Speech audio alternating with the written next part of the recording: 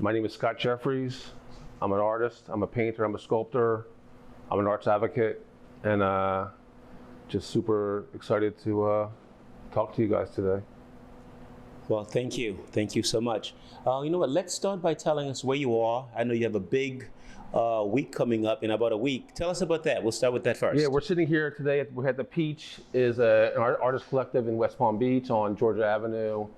And they have been gracious enough to bless me with the art gallery space for the month of January. So opening January 6th will be a solo show I have here.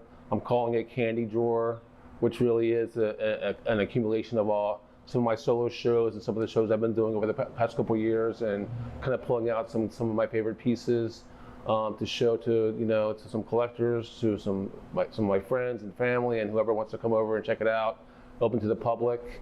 We're gonna have some bands, some music. I'm a big music fan. I have a bluegrass band coming on January 6th.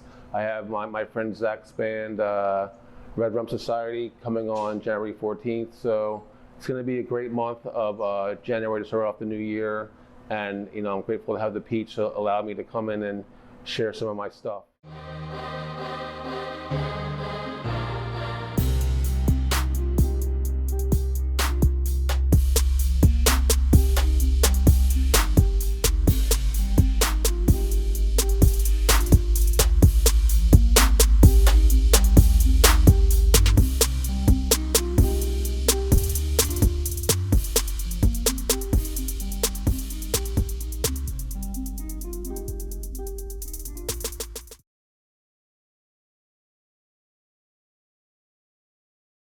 Down in Miami during Miami Art Week at a show called Spectrum in Wynwood during the Art Basel Week, and had some great success there. And this is just a great way to build the momentum of the art season, of the art year, and hopefully inspire some people to see what they can do and what I can do, and just to keep it going.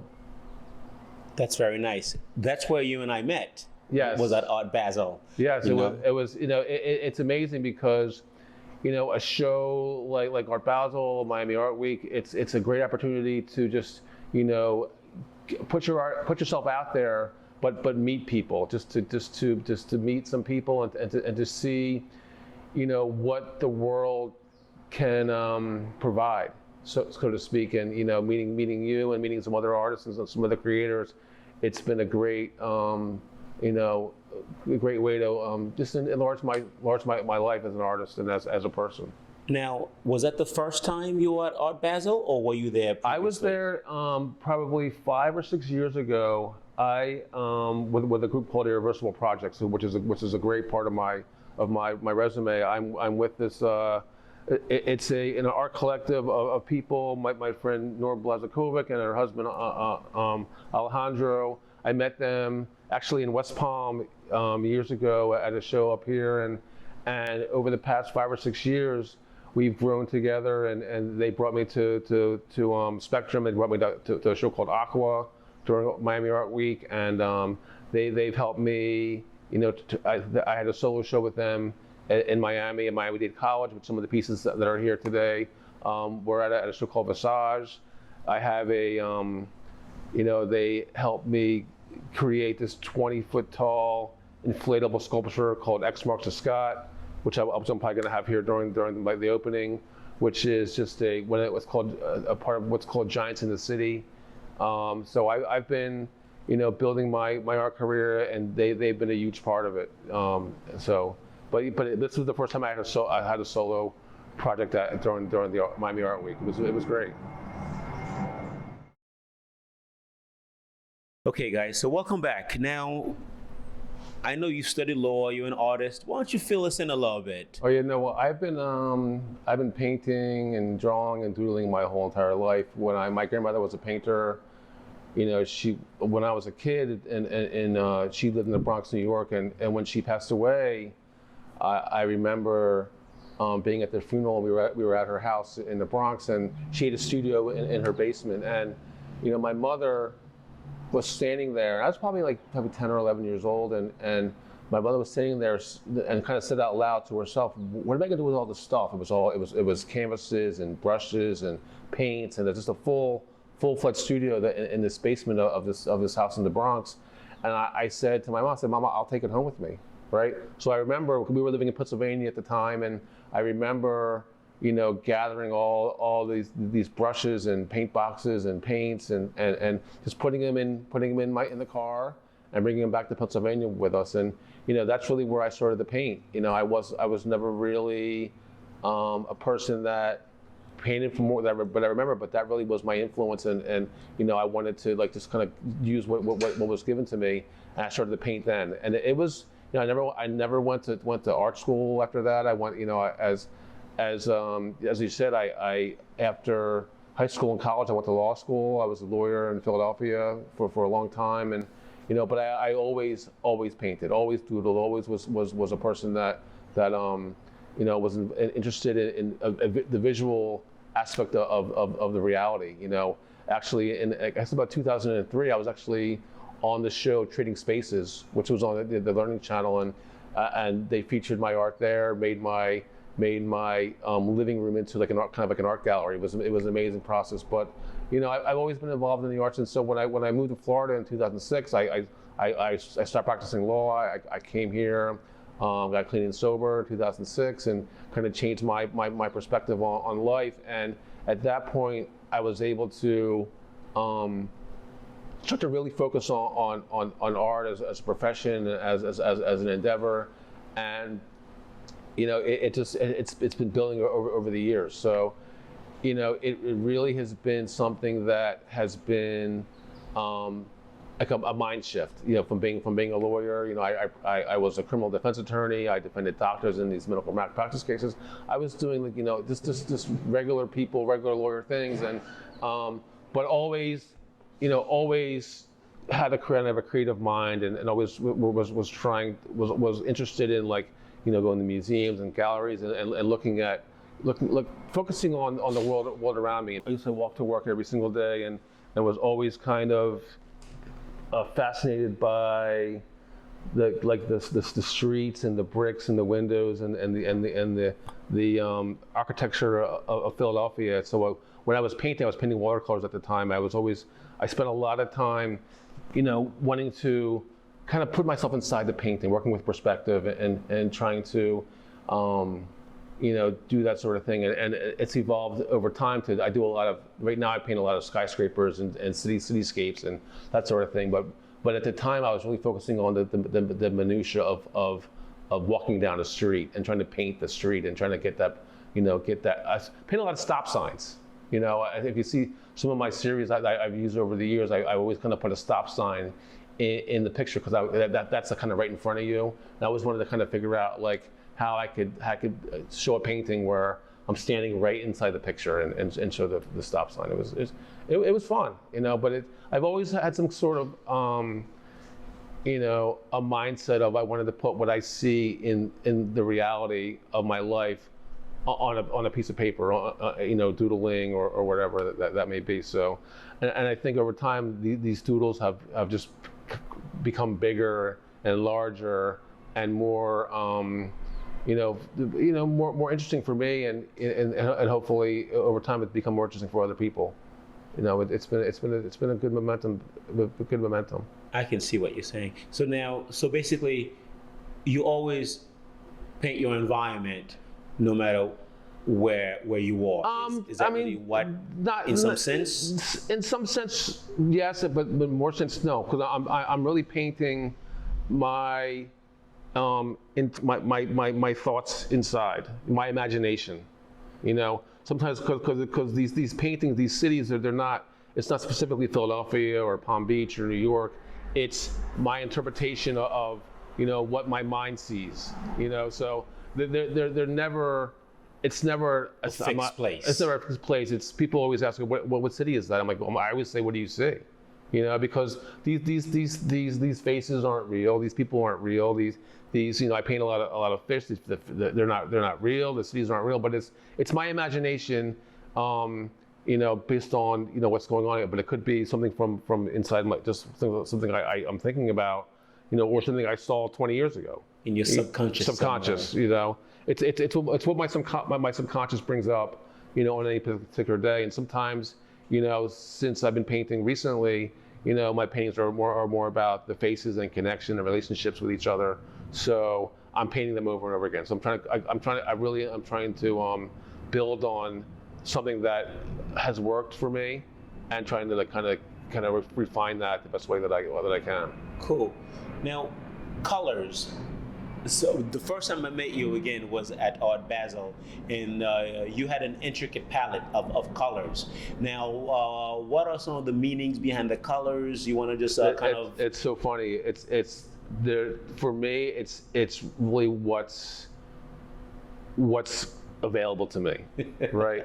It's not. I mean, if I'm at the paint store and I see blue, I'll buy blue. If I'm painting something with multiple colors, like the piece, the infinity piece, which is the larger piece, I'm just grabbing what's in my studio. Not really, my only rule when I'm doing these black line paintings, these kind of maze paintings, which I call them, is to not put another color next to another color, not to repeat. Right. So except for the lips, because you'll see lips are kind of always kind of red upon red. But beyond that, it's really just kind of a random process. But when I was at down at Miami Art Week at Spectrum, I wanted to kind of work with some more monochromatic pieces, so I could see and some collectors could see the possibilities of what the art could be. I've learned that what a solo art show or an art show really is about possibilities. It's about potential. Like what can your art do as a professional artist? What can you do to show collectors like this is what's possible? If some artists, some collectors like the color yellow, right? So I'm not, it's not above me to paint yellow paintings. It's not above me to paint blue paintings. Because I definitely, I want people to click my art. But it's always my art is always going to have an aspect of me, of course, right? But but some people ask for commissions and they want certain things, and I want to be a collaborative process between me and the collector. And if they want red in the painting, I'm willing to kind of do that, because it's without losing the essence of you, the essence of me, and that I think that's important.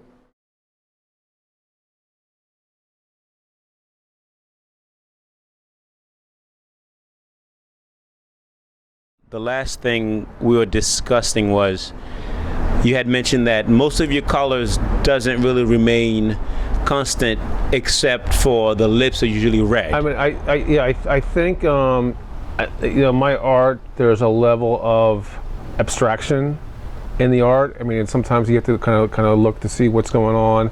And I think when I'm painting and there's a lot of faces in there that they're kind of like these puzzle pieces.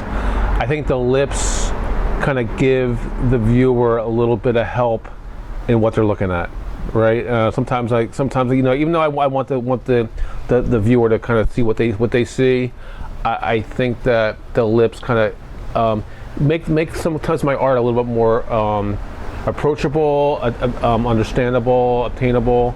I want people that look at my art to be not be like, it's not intellectual really. I want people to be able to appreciate it at all levels, kids to adults, art critics to whoever's looking at it, and I think when I was starting to paint these lips, and the red is such a powerful color too, that I enjoy painting these big lips, and for some reason, and they're attracted to me, and even like the painting that we were in front of before, like I think the lips, the multiple red dots, if you're far away, you might not see what they are, but when you get close, you're like, you know what, those are lips, right? And that's a mouth, and I think that really is a common theme in some of my face paintings. You can see these lips, and they're fun to paint. Yeah, and then when I was looking at it, it also adds more of a multidimensional too, because like you said, from far away, all you see is those dots, and they'll give you a completely different meaning of the piece too. And when you get closer, then I want people to spend time with my paintings, right? And because I know in the world that we live in, like Instagram, for example, we're scrolling, and a lot of artists are on Instagram, like I am too, but we're seeing these things for like 0.1 second, right? So I think sometimes, even with a little bit of the red paint, kind of burns in your memory, right? So you're like, oh, well, I think I saw lips. Maybe you'll go back, maybe you won't, but you'll remember the piece of work from a little bit of the power color that's in there. Yeah, it's just fun. You know what I mean? Like I said, my art's not too serious most of the time. You know, there has been times where my art has more of a message, but a lot of times it's just they're just lips. They're just lips. Now you had, and even now we are at your home studio. We're going to show. We're at the Outback Gallery, which is just my workspace in Lake Worth Beach. I have a studio here. I've had art shows here. It's a great space. During the last Lake Worth Street Painting Festival, I had 13 artists in the backyard, including Craig McGinnis and some other people. And I have other artists come back here and paint with me and create with me. I want it to be sort of like a sanctuary space where people can create with me or by themselves or whatever. It's a beautiful. I got a fish pond back here. Yes, I got a pool. We want to show some of that to the viewers for sure. It's a great space to create, and I've done a lot of good work back here. Now, one thing I was gonna say, you have numerous different sizes, and some of them are in frames, some are not. How do you dictate the size of the piece? There's no rhyme or reason. No rhyme or reason. I think when I was getting ready for Miami for the Art Basel week and Spectrum, I really wanted to give the collectors a different aspects of what's, like I said, we talked about before, what's possible, right? So sometimes people will see a large painting of mine and they're like, I love this painting, but it can't fit in my house. It's 8 feet long, 18, like the painting over at the Peach is 18 feet long.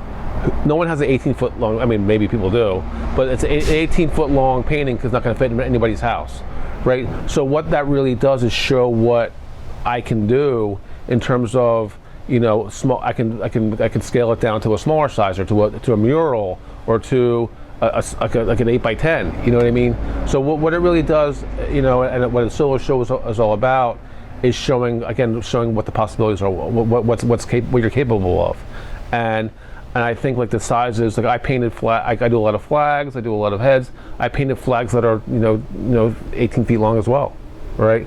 So it just depends on what my mindset is, what maybe the clientele is asking for. More often than not, I'm just painting to paint, right? I think a lot of artists, I do have a lot of commissions that I work on, but a lot of times I'm just painting to paint, and that is a key. I'm not painting for somebody specific. I'm just painting, flags or heads or fish or cities or whatever, because that's what I enjoy doing. It has to come out. It has to come out. And I think most of my life I wasn't painting. I wasn't getting paid for my paintings. I was painting, right? And I think as I've evolved into a professional artist, I think I still think it's important for me to paint. Absolutely. Right? So a lot of times I'll do a commission painting, and then I'll do like six other paintings that I'm just painting. You know what I mean? So that really has been an important aspect of my creative process, is to don't get caught up in what your orders are, so to speak. But absolutely. Now, the flags. I'm always a fan of the American flag pieces. There are some other artists that I've always enjoyed their work that paints the flag.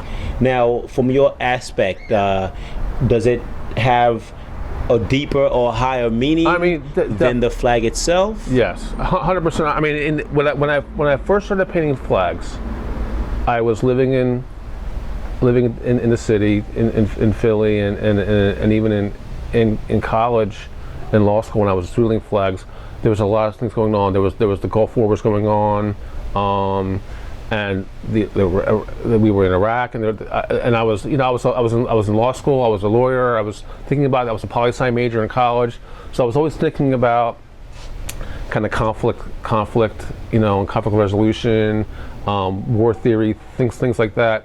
And I always kind of thought that when we were at war, we were a backwards nation, right? And I kind of, when I was painting these flags, they were in reverse. So if you look at my early flags, they are, not the normal blue on the left, and the flags, the red lights going this way. I was doing a kind of reversing. I was calling the series kind of a backwards nation, backwards flag. Where what's going on in the country, what's going on in the world, and as an American citizen, I really was kind of thinking about, because art is really, it's the most non-violent form of protest. If you think about it, when you see people with signs and or placards or whatever, it's a way to express a feeling without violence, without guns or bullets or fists or whatever it is, and burning buildings or rioting, right? Art is the most nonviolent form of protest. And in my mind, even though I wasn't painting for anybody else, in my mind I really wanted to get that stuff on a piece of paper or on canvas or whatever it was, and that was my my thought process. It was just working through things that were going on in my mind as a young attorney, as a young American, as a young person that was thinking about these things. And wasn't really one to go out and walk the streets or whatever, but I was in my own mind it was good to get these things on paper. And then over time they've evolved to many different things, but I call myself the Black Betsy Ross. I was from Philadelphia, and that's where the flag was born and raised. And I think that again the flag is a recognizable thing, and as a piece of art, Jesper Johns and all these other people that have interpreted the flag, and these are some of my interpretations of the flag over time. And I did this, and they're fun to paint too. Absolutely.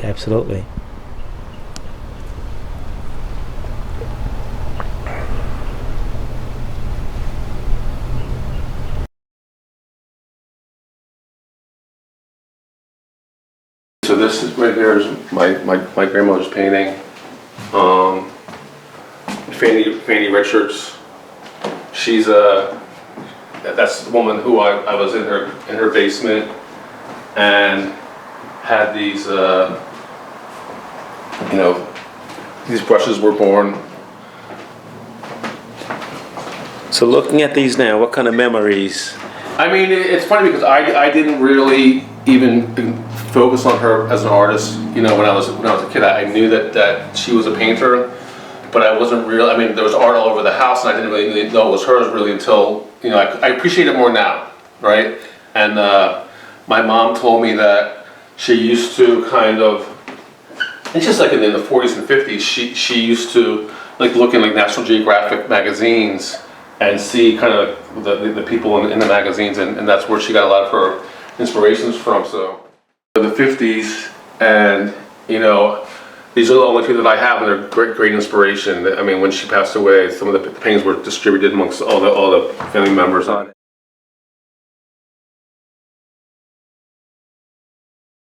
It's interactive sculptures, right? So, when I went down to Art Basel for the Spectrum show, I wanted to, be able to have people interact with me and be kind of able to, just do something, right? Because it's not just with art. And we created these things. These are basically wooden cutouts, and you can build your build your own sculpture, and these have evolved into something that was really positive during the show, and over time I think that it's really going to be something that I'm going to keep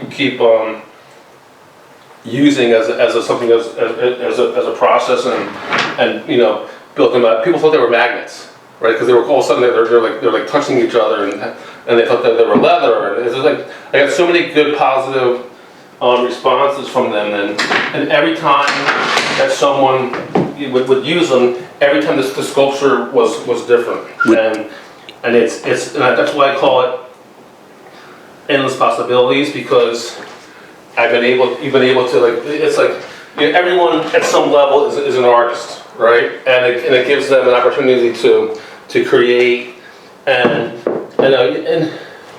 it's great because I think like kids loved it, adults loved it. I think that it's to be able to use it, in a group setting or in therapy or in whatever it is that group dynamics, and it worked really well. And all of a sudden, out of a pile of something, you have a sculpture. And each person that does it will do it differently. Each person that does it will do it differently, right? And that's the cool thing. And it's and what I really found out is like a lot of my paintings are about like relationships, right? If you see these face paintings, they're about there's tons of people in them. They're about connection and relationships and how we deal with each other. And what I was seeing when I was working with this stuff down at Miami is that alone we could do nothing, right? We lie flat. But when we deal with each other, we're connected. We kind of rise up, right? And that's really what I want people to get out of my art and out of life, is that they don't need to be alone, right? It's about connecting with each other, and these paintings, give us an opportunity to do that. And they're people, right? They're I call them scobjects. They're scot objects. Is what they are. But again, it's like, well, once it's over, they fall, and you can start again.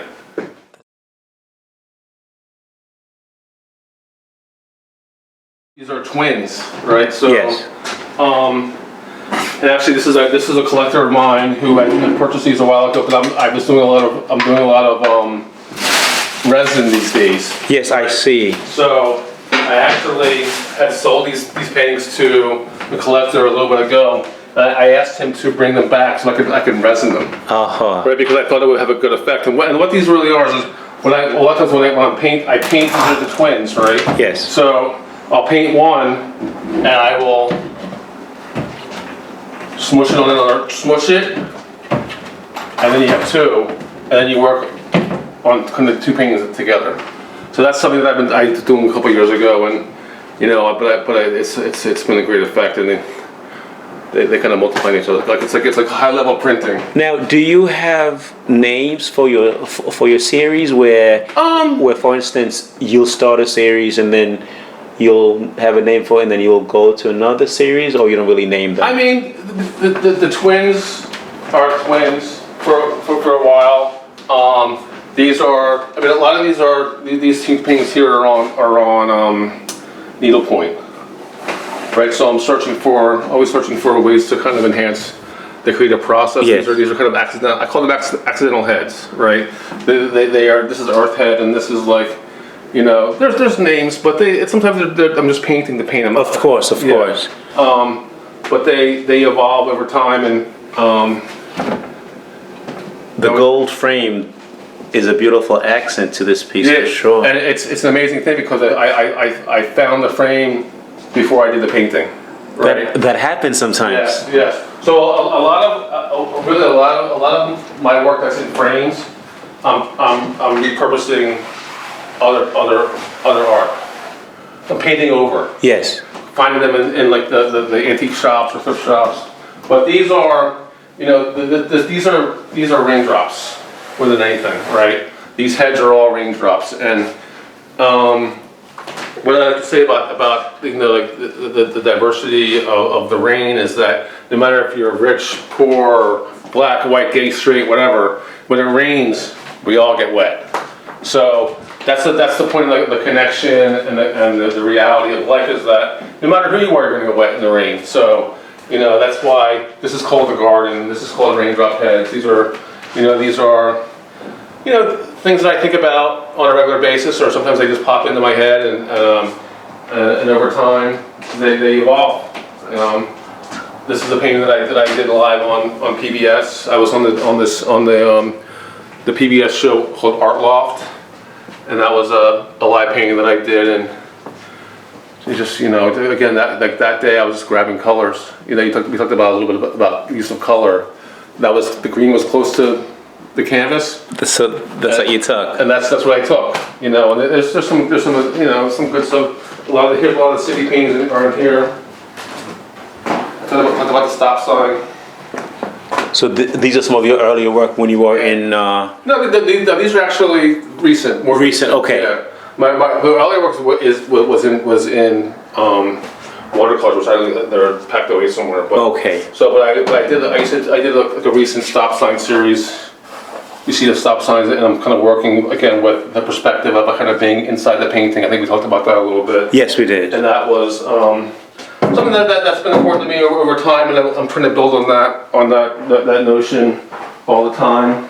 But they're always doing these high rises, these skyscrapers, and again you talked about sizes. There's always 8 by 10. Or whatever size this is. And the same message. Same message, just again, what city is it? I have no idea, right? It's just really a kind of an imaginative process of, Well, every city has buildings. Every city has.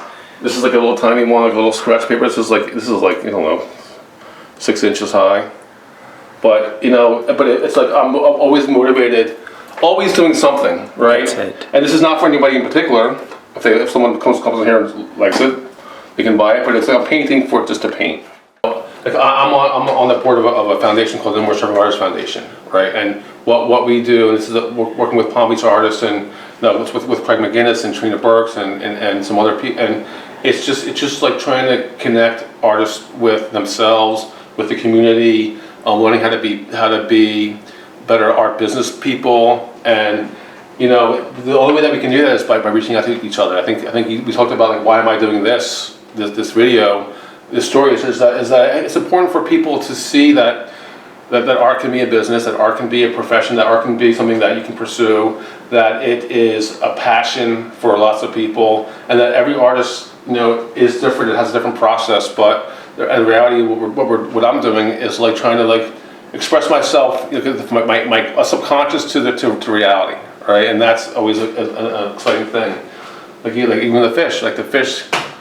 I mean, I'm not a fisherman, right? I'm not a scuba diver.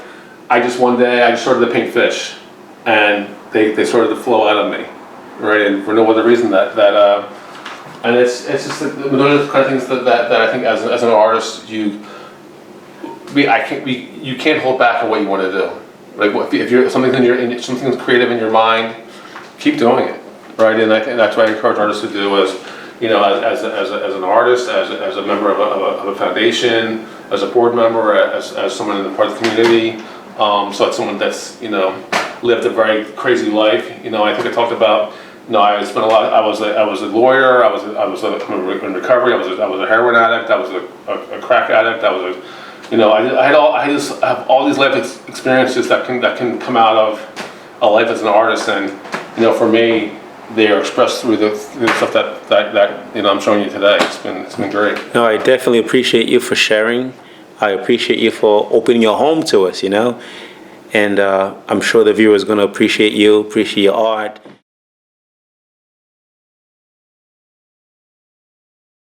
Thing you can. I love the idea that we just talked about, is that the world is abundant, and that it's so important for an artist at least to appreciate what his people that he knows are doing and the people in the world are doing, and appreciate and learn it and take in everything that you can, because it's such an abundant world, and it's like I can't be jealous and I can't be worried about who's doing this, that, or the other thing. I need to worry about what I'm doing, And when I have that mindset, I'm gonna succeed, right? And that is such an amazing thing that I learned over time, that, you know, when I am grateful for everyone around me and the opportunities that come my way, and the possibilities and the lessons that I'm taught, life is good. I get more successful. I get a lot of people in my life that, you know, are also successful and that support me, and it's just an amazing thing. You got lips right here too, you know. You know, and even people, you know, I've been doing this resin series because my art, you know, these are mirrors, right? So I want people to kind of see themselves in these paintings, and the resin kind of helps with that. It kind of helps the reflection. This type of art resin, is there a particular reason why you chose this brand over? No, you just basically had it, you used it. It was in the art store. I just picked it up. I said, you know, this is something you can use, and it's just, you know. And one day I want art resin to give me a commercial. Well, you know what? We'll reach out to them and see if they wanna. They wanna like hook it up. If they absolutely. But it's funny because actually when I do a lot of social media, and I do a lot of you know, Instagram, and I actually started to tag art resin on my post, and actually art resin gave me a like one time. I was like, oh, there you go. So, and it's like, you know, and I'm not an expert resiner. I don't, you know, I just do the best I can, obviously, but I'm sure there's better ways to do this, but I just do the way I do it, and it's. Well, you know what? That's really what it is. You know, all of us have a way we do things, and to me, it is. It's not that it's easier. It's more natural when you do it your way. You know, because everything we have done started by somebody's way of doing it. So you doing it your way, there's nothing wrong with that. And I'm a big fan of, like, you know, there are no mistakes. I'm outside the lines kind of person, and, you know, people like are always like, oh, do you use the fire torch and the bubbles? I'm like, I just use me. Well, that's it. You know, I mean, using the fire torch is somebody's method. Yeah, but I enjoy it. You know, so to me, if you have your own way, it works for you. There is nothing wrong with that. I don't want to burn the house down. Absolutely.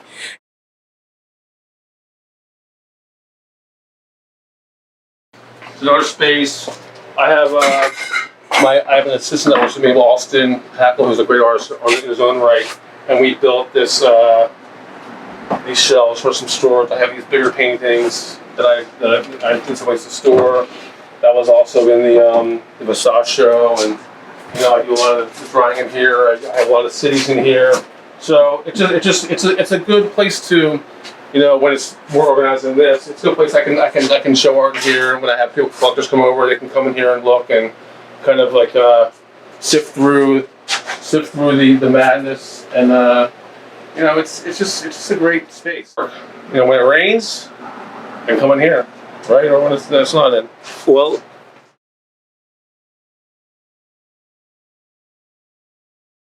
I think art means to me personally, it's a thing that enables me to express my subconscious, you know, externally, and I think that as an artist, it's something that we have to do. I have to do it, you know, whether I'm getting paid for a painting or not. I have to paint. Whether I'm, you know, it's something that, you know, luckily for me, over time, I've been able to experience other people's art, you know, and kind of experience a little piece of their soul. You know, I'm at the core level, I'm just a doodler, right? I'm a soul doodler, and I really wanted. What I do is I'm bringing these doodles to life the best way that I can. And now that I have the space and the time and the opportunity to do it, I'm going to keep doing it.